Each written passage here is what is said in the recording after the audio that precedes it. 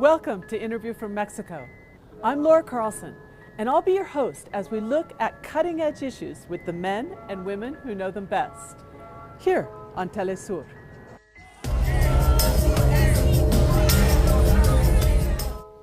Millions of people are familiar with the crystal waters and high-rise hotels of Cancun. But few know that just miles from there, the native Mayan population lives in extreme poverty as corruption and tourist development encroaches on the little they have. Journalists who write about the underbelly of the Caribbean are subject to imprisonment, beatings, and worse. Today on Interview from Mexico, we'll be talking to an outspoken victim of persecution in paradise. Las ideas, así como la libertad de expresión, jamás se encarcelan. We're here today with Pedro Canche. Pedro, welcome to Interviews from Mexico. Pedro is a Mayan reporter in the state of Quintana Roo who was thrown in jail for 9 months for reporting on the corruption and looting that was taking place in that state. Pedro, let's start with your case. What happened last August when you were arrested and thrown in prison? I covered an event where the Mayans got angry because they were being charged very high fees for water.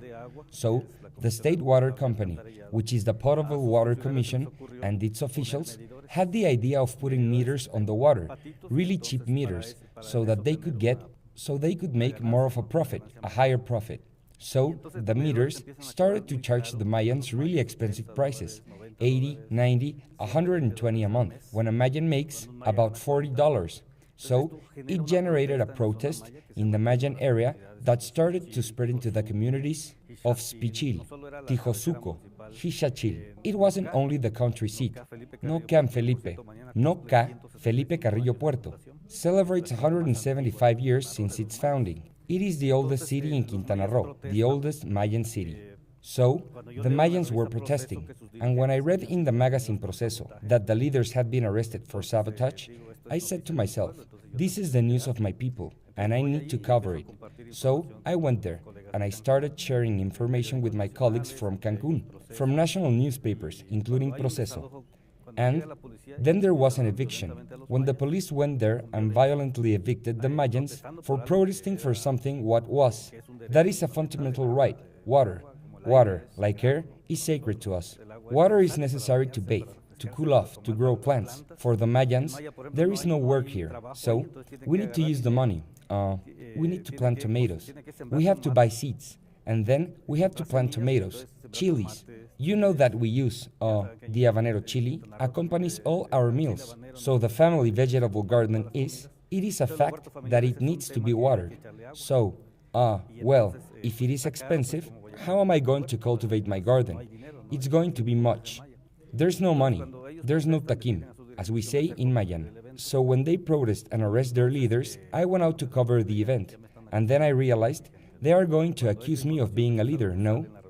When the information about the eviction was published in a national magazine, the governor got mad, and he ordered his spokesman to say that I was the one who instigated it, that I was bringing in outsiders from everywhere. And he made it seem like I was part of the events. And I responded to the governor on Twitter. I report the news, I don't make it. And they also accused you of sabotage, which under the penal codes of the state is a very serious crime, no? The corruption in Mexico is a sickness, and it is in the provinces where there are more human rights violations, especially towards us, indigenous people, because they think we don't think. They violate human rights more in the provinces. It's not a situation that's very obvious or very visible to the rest of the nation or outside the nation either.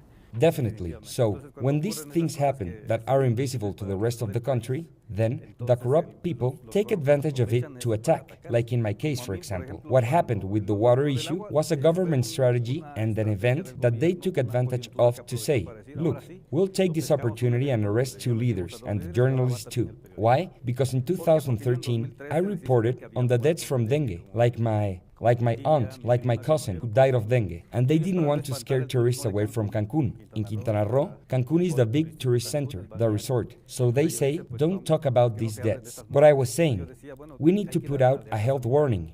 We need to do like they do in Cuba, for example, where they fumigate everything, even the vehicles. They fumigate the houses. They fumigate everything.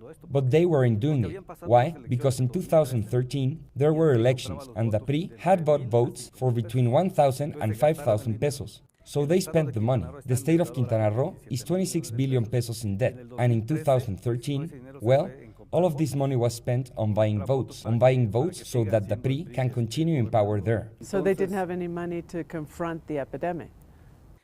They didn't have funds, so I had to spend $20,000 so that I could help the Mayans with the dengue situation. How? How did I help them?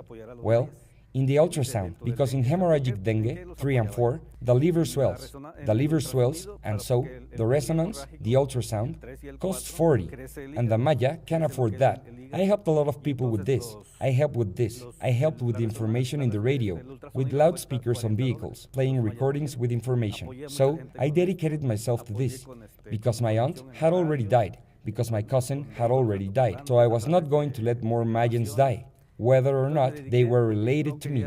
I started a big campaign then, and I spent $20,000. And the thing is, the government never took responsibility for these deaths. They never, even today. There are people in Playa del Carmen who are crying for their children, because the government never helped them. Like Mrs. Fidelia Ramos, who is crying for her son Warner, She lost him at only 12 years old, because the doctors, instead of giving him the correct medication, they didn't give it to him, so gave out advice. I was telling people, I tell the government, they should prohibit aspirin. Don't take aspirin because if you do, it's that. Hemorrhagic dengue dilutes the blood and they will die. Blood comes out of people's ears, out of the eyes. It is really terrible. So, but the government, well, this happened. And I even, in the newspaper, Trabajadores de Cuba, published a story called Prohibited Death through our comrades at the Diario Trabajadores. They published that story, the prohibited death, because you can't talk about the death in Cancun. So the government basically was suppressing your reports on dengue and then on the water protests in order to maintain a rosy image of itself. At the time of the dengue epidemic, there were also professors protesting against the education reform of Enrique Peña Nieto, and there were 5,000 professors who blocked the highway to Cancun. There was no food coming into Cancun. There were 20 kilometers of trailers full of food that was rotting, with supplies for Cancun. So the government sent 1,200 federal police to evict them, but in the end, they came to an agreement. So, the issue here is that when there was the dengue issue, the issue of the professors, the government, in order to stifle news about these controversial issues, these issues that are so central, ordered the radio station to be burned down. Well, the situation here of who burned down the radio station is like asking who killed Kennedy. A community radio where you were working. A radio station that I worked with as a contributor, where I sent out the alert about dengue, where we played the song Dengue for the Governor, Dengue for the President. In that song we say, Mayan blood is strong, you can't defeat our people. You'll need to... Well, that's a major move, to go burn down the radio station in retaliation for simply reporting on the reality of what's happening. We'll come right back to that. We have to go to a short pause. We'll be right back. Don't go away. We're back with the journalist Pedro Canche talking about persecution in the state of Quintana Roo against journalists and activists. We ended up talking about how you were arrested in the context of Mayan protests against the rate hikes for water. Tell us about how, after 9 months of imprisonment, including beatings and persecution within prison, you were able to get out. After 9 months, they first released the leaders of the water movement charged with sabotage. And so we told the judge with the lawyers, thanks to Article 19 that was working with us, this international organization that supports journalists, it was working very hard on my case, with the media and with other international organizations. So, groups like them, like the Committee to Protect Journalists, various other groups. So we asked the judge, if you let the leaders go, why haven't you let me go? If I'm not, I am a journalist. When I testified, I gave you all the links, all of the citations, where I have published on the subject of water. And the leaders got out because they couldn't sustain the charges or for lack of evidence, correct? Of course, they were completely insufficient. Sabotage is an equivalent to terrorism. In fact, it's seen as internal harm to the state. And here, it was really just a grassroots protest. So we're looking at another case, and we've had so many in Mexico, of criminalization of protest. They criminalize the ones who protest. They criminalize those who think. They criminalize journalists. They criminalize protesters, thinkers, journalists. It is horrible. It is terrible. You can't think. The time has come in Mexico that you can't think. You can't express yourself. In Quintana Roo, it's prohibited to demonstrate. Critical journalists have suffered attacks. They get followed. They lose their jobs. Sergio Caballero was fired from his job. Arias, the website Noticaribe, has been hacked, a media outlet that was just reflecting what really happens. And with 12 del Siglo, a magazine that they cloned. And then they throw me in jail without any judicial basis. Why is there so much hostility towards me? And he tells me, Pedro, it's an order from the top. The judge tells me, Pedro, it's an order from the top. He said it like that, shamelessly. The judge, Javier Luis Ortega, said that it was an order from above. It's out of my hands, he said. And I said, they don't have any evidence in the case against you, but I can try to shorten your sentence. And I said, why? If all of the leaders are already released, and they were the people who led the thing, and I just covered it, and I have, why am I here? Why am I locked up? Definitely. So when you say from above, you're talking about the governor's office directly. The judicial. So, being a judge, instead of having a picture of the Chief Justice of the Supreme Court, he has a picture of the governor. And I said to him, there's the governor Roberto Borge Angulo. And I said to him, there's the governor Roberto Borge Angulo. There's his photograph, right there. What is he doing there? He should leave, because this is a judicial office. It's not an executive office. Then they said to me, well, it's that in this state, he is the one who runs everything. He controls the judicial decisions, the legislative decisions. He can imprison anyone he wants to. So we have no separation of powers. It is a dream. The separation of powers in Mexico is a dream. What we have here is a dictatorship. As that one writer said, a perfect dictatorship. Well, do you think without the support of the international organizations and Article 19, you could still be in prison? When I wrote, 2 days before they arrested me, August 28, 2014, they arrested me on the 30th. The 28th, I was inside. I stayed in my house for 4 days. I didn't go out so they couldn't arrest me. And so I thought, I need to defend myself. I wrote a letter to the National Commission on Human Rights. They received it and they answered me the next day.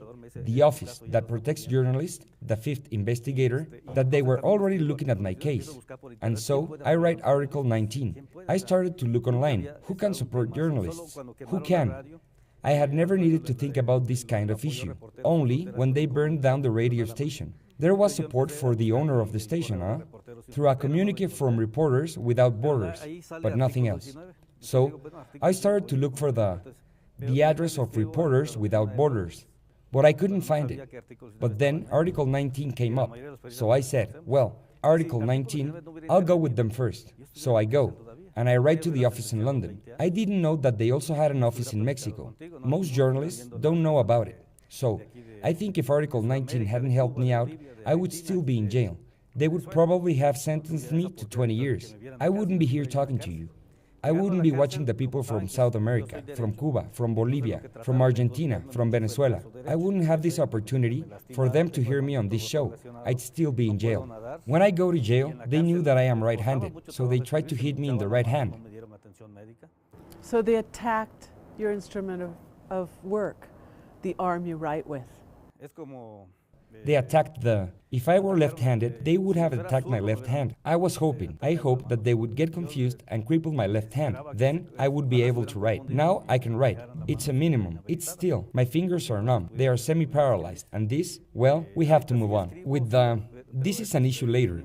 When I got out of jail, when Article 19 achieved that I was admitted under the mechanism, because the mechanism of protection for journalists says, because the mechanism of protection for journalists says this: Pedro Canche is in jail. We can't do anything for him because the legislation and the rules don't allow it. After he gets out, then we can. So who is going to protect me in jail? The Secretary of the Interior came and said, we can't do anything because this is a judicial issue and we can issue a precautionary measures, nothing else, because the responsible one here is the judicial branch. Well, the executive and the judicial branches, they are responsible. 4 days ago, for example, I saw the Secretary of Government, Gabriel Mendicuti, a really stupid guy, who saw me. I was sitting, and he said to me, "This is a judicial issue." He saw me there, leaving, and he said to me, "I hope that you understand that this is a judicial issue." And I said to him, "I hope that you understand that this is a political issue, because it is an issue that they still maneuvered. They threatened to put me in a maximum security prison in Nayarit. I hope you understand this is a political persecution." One of the people who worked for Gabriel Mendicuti, or Roberto Borge Angulo, the governor, and Gabriel Mendicuti, the secretary, someone named Samuel Chantun, came and said to me, "Pedro, if you keep covering the issue of the professors, we are going to take you too. They are going to take you to the maximum security prison in Nayarit." And they went away with my accountant and started to figure out who my children are, what their names are.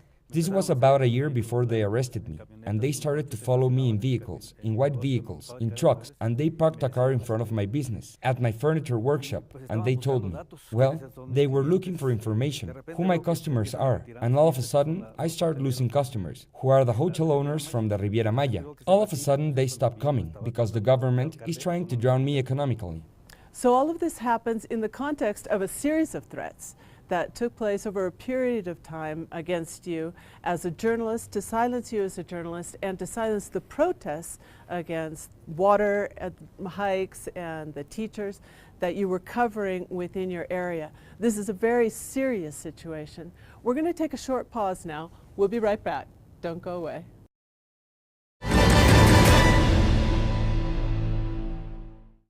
We're back talking to the journalist Pedro Canche about threats to freedom of expression here in Mexico and his own case of criminalization where he was thrown in prison in his home state of Quintana Roo. We've talked about a context of repression against journalists, principally from the governor there in the state of Quintana Roo. What can you tell us about the national context? Quintana Roo is just a sample of what happens at the national level, which is horrific. We have never suffered so many attacks against journalists in the country. In the past few years, almost 100 have been killed, including our friend Ruben Espinosa, who, just for taking photographs, they killed him. So this repression in the country shows us that the more corruption there is, the more repression, because the corrupt are going to protect their interests. The more corruption there is, the more repression. I protect my interests as a corrupt person like this. If you want to take my money, my illegal money, if you are going to report me before and go to jail, I prefer to send you to jail. I prefer to threaten you with jail, to scare you with threats to your family. This is what we're talking about, because we're talking about jail and death. But we're not talking about the context of threats over Twitter, the death threats over Facebook, email threats, threats over telephone taps. This happens to everyone at the national level. But so from your experience and from what you've seen now that you've joined this network of journalists who've experienced threats, you think that the principal threat is coming from corrupt politicians who are trying to hide their activities rather than organized crime, because the government tends to say that it's organized crime. Definitely. The politicians are now the hitmen of organized crime, of drug traffickers, to kill journalists. Before, it was the opposite. The government used to hire drug traffickers to kill journalists. The politicians are the hitmen of the mafia now to kill journalists. And from when do you mark this change? We have noted this with the term of Enrique Peña Nieto, who brought the PRI back to power. But instead of a new PRI, what came back was, there were 12 years of the PAN, and the PRI comes back more repressive. A repressive PRI comes back, and who suffers the first attacks? Well, those of us on the front lines. The journalists, those of us who are informing the public about what is going on in the country. We are the first to fall. We are the first to be repressed. And also the natural leaders like Dr. Mireles, for example, who was defending his community and he is in jail. The PRI came back to power more repressive. So there's the example of him. Many cases in the country. We have Ostula. We have Ostula. We have Tlatlaya. We have Tlatlaya. We have Ayotzinapa with the boys.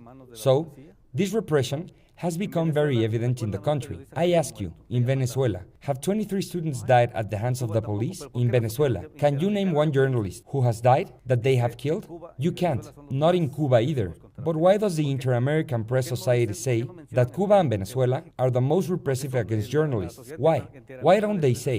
Why don't they mention the issue of Mexico? Because they are, the Inter-American Press Society, are businesses. Are businesses that defend their interests in Mexico. So, if they criticize the president, the advertising arrangements that they have there, and the other business deals that they have, in addition to publicity here, whether clean or dirty, would be lost. So they are hypocrites, because they criticize other countries, but they never criticize Mexico. Never. I was in jail for 9 months, and I have never seen the Inter-American Press Society said anything about it. Only the colleagues in the Committee to Protect Journalists in New York, the CPJ, the colleagues of Reporters Without Borders, the Freedom House, various national and international organizations, but the Inter-American Press Society never even stopped to ask, what's going on here? What's going on here, no? So it's highly politicized. Definitely. All of this and this corrupt political system is affecting us. And who are the most repressed? Well, those of us who are in the provinces. Those of us who don't have resources to defend ourselves. If at the time when I was going to write for help on the 28th of August of 2014, if I hadn't found that link for Article 19, I put in how to protect, no, legal protection for journalists. So what appears is Article 19. If I hadn't put those words, I wouldn't have had any protection. I would have been an isolated case, and they would have called me a saboteur. Just one more item in the criminal statistics, and that's all. Would you feel safe now? Now that I am out of jail, the mechanism for protecting journalists didn't want to help me in jail. But now that I am out, they have offered me everything, and they have acted very generous with me. But that is only because of the pressure from Article 19. I live surrounded by cameras. I live between panic buttons, monitored by the federal police. It is hard to live like this, because I don't have the life that I used to have. I used to be able to park my car in Tulum, park my car in Comal, and hunt for lobster. I used to go fish for red snapper, get my food, but I can't do that anymore. If I leave my car there and I now go off swimming in the ocean, they will kill me there. Now there is a danger that I can feel, a threat that I can feel. And I have this fear that they can kill me anytime, especially when they killed Ruben. I was going to spend a few days there, a few days in the Navarme apartment, and then this happened. So I said, there is no safe place, not even Mexico City, not Quintana Roo. Where am I going to go? Out of the country? But I say, my land is here. My land is Maya land. My land is Quintana Roo. My land is Carrillo Puerto. Here I am, and I'm going to stay here. But the stress of living under these conditions it is very hard on the spirit. It is very tiring for anyone. After being in jail 9 months, it's to be in another jail, in the jail of impunity. I am in another prison, the prison of impunity, because they still haven't arrested, not one of the officials. So I am in the web of the prison of corruption. I don't feel like a victim, not at all. No. I don't feel like a victim, so everyone should feel sorry for me. On the contrary, I left jail with my head held high, and I say, I proved that I didn't do anything, and they attacked a journalist. They didn't attack me. They attacked freedom of expression in Mexico. They didn't attack me. They attacked freedom of expression in Mexico. Well, unfortunately, we only have about 1 minute left in the show, and I wanted to ask you, in this dire situation, what can be done? What message would you send to younger journalists throughout the country? In the rest of the country and in South America, English and Spanish speakers, the message is carry out responsible, ethical journalism, so that if they lock you up, you will get out well. Because if your journalism is biased, false, then you can't do that. They can make up things about you. And if some are true, that part looks bad for you. So you have to do the ethical journalism and to create networks of journalists, like I was telling you a moment ago. So I am with this journalist, and we are monitoring each other. If I publish information that is very powerful, I will share it with you, so that we all know about it, to build a network of protection, so that if there is something suspicious, if I see something strange, if there is a suspicious vehicle, for example, or if someone threatens me, I can make it public. What we have to do is make it public, like me, when they arrested me. Before they arrested me, I made it public. I put it in a video that was called Pedro Canche versus Roberto Borge Angulo. I put it in a video that was called Pedro Canche versus Roberto Borge Angulo. Why did I put up this video? Because like I said, I need to make myself visible, like Gandhi did. If I make myself visible, it will be harder for them to arrest me. But if I hadn't recorded that video then, they might have killed me there in jail, and they could have said that I was killed by another prisoner, another inmate. Yeah, it happens. Well, it's such an important message. Pedro, thanks so much for being here with us today on Interviews from Mexico. Just voting. And thank you. I'm Laura Carlsen. We'll be back next week on Interviews from Mexico.